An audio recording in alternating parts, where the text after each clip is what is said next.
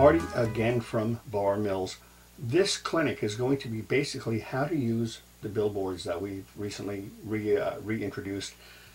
What size should you use? This is a very common question here. So what we have here, if you've watched the first clinic, this is the 5-cent cigar billboard, recommended for HO scale, S scale, and O scale foreground use. Now the deal with the billboards is that we can do something very unique with these things, and what it is called is forced perspective.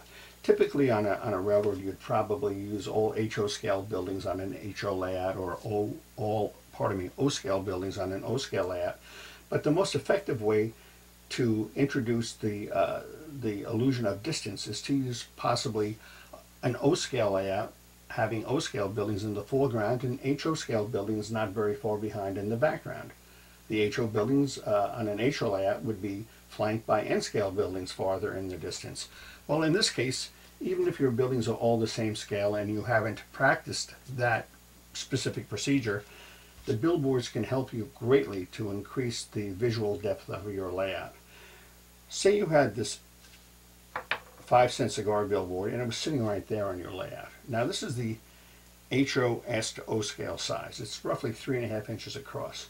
Now if I were to take that there and say your layout was maybe 18 inches to 24 inches deep, of course many of them are much deeper. I've personally modeled in spaces as shallow as 6 inches.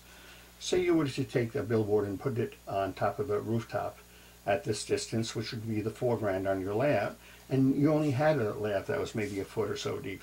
How can you make that layout look deeper? Well, all you would do is take this billboard and move it here. Not really, because how different does it really look?